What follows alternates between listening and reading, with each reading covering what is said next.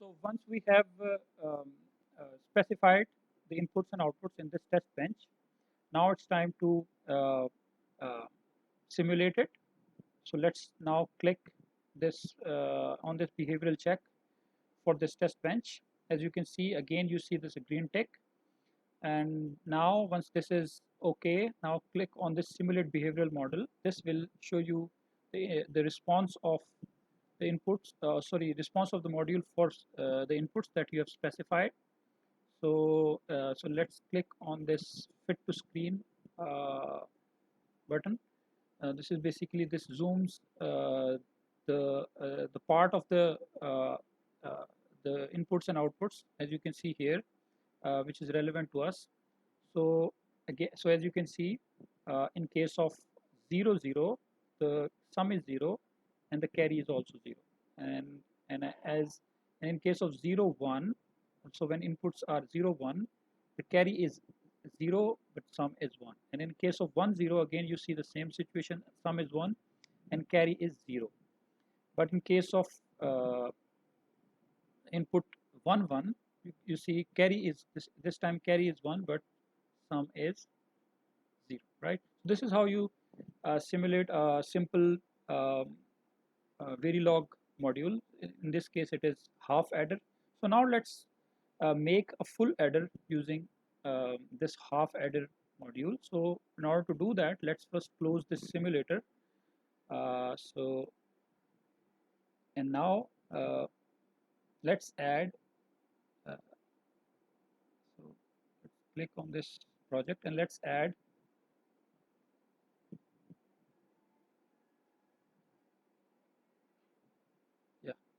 so let's add a new source. Okay, so again select a Verilog module, because now we are writing a code for full adder. So now let's name it full adder, right? So now click next again. So it says it has an already a full adder with the same name. So obviously we want to write a new code, so click OK to replace it, and then click next, and now finish it, right? So again specify inputs and outputs. So let me go back to this circuit. So it has 3 inputs. So this is the circuitry for full adder. So we have already made a module that implements the circuit within this dashed line, and this one as well. So it has 3 inputs, as you can see, X, Y, Z, and it has 2 outputs, S and C, and it has this wire that connects this one half adder with the other. So let's call it S1, and this is C1, the carry 1 from the first half adder, and this is C2, carry 2 from the second half adder.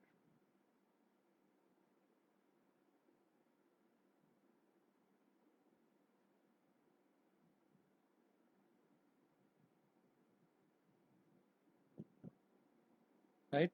So let's go back to our module.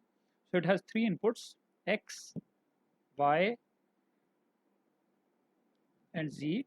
It has 2 outputs, S and C. And so let's first specify the outputs. So output, use this output keyword to specify the outputs among these variables, and now specify inputs. So use the input keyword X, comma, Y, comma, Z. So these are our inputs. Now we specify wires. So wires are the intermediate outputs of the intermediate gates, as you can see here. Uh, so we have 3 wires, so we need to specify or define these 3 wires. So let's use this wire type. This is again a memory element. This wire data type is again a memory element. So let's call first wire S1, and then C1, and then C2. Right? So once we have specified the the inputs and outputs and wires. Let's write the code. So we have two half adders. So as you can see, this is the first half adder, and we have already made the a module that implements this, and we have this another half adder. So as you can see, this wire S1 connects these two half adders, and uh, and then this OR gate basically it combines the carries from these two half adders, right? So first we will call the half adder module, which we have already made within this project, as you can see here. So half adder, and if we remember, we it had two outputs, S and C. So in this case, output S is S1 because we have named it S1, as you can see, and the C is C1, right? So, and it has two inputs, X and Y. So X comma Y. So this is how we can, again, it is important that you specify a label uh, uh, to record this particular instance of half adder. So let's name it N1, this label, and end it with semicolon. And now, um, so there is another half adder, as you can see here. So we also need to uh, write the same command for this adder, but with different inputs and different outputs, right? So in this case, for this particular half adder, the output of the XOR gate, or the first output is basically S, that is the output of this full adder, and the second output is the C2, right? So so we have already defined these outputs and the wires.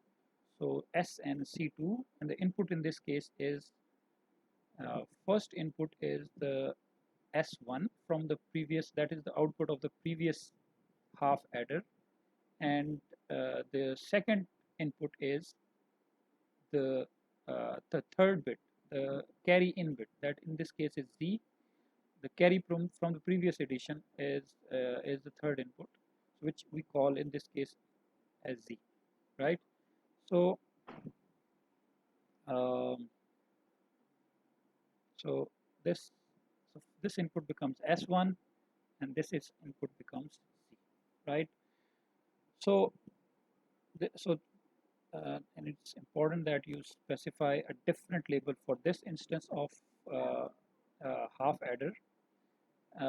And now once you have uh, uh, used these half adder modules to connect, uh, in fact you have connected these half adder modules.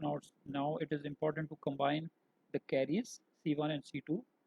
So let's use this OR command, or C. So output is C and input are C1 and C2. Okay, so this is it. So this is the final code for a full adder using two half adders. So now let's save it, and then click on this. In fact, click on the simulation first, and then click on this full adder, and now click on this behavioral check, this to compile it. So it is perfectly fine, there are no errors. So now let's write a uh,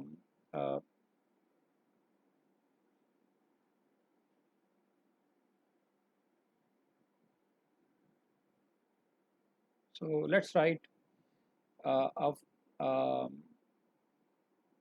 test bench for this particular uh, module.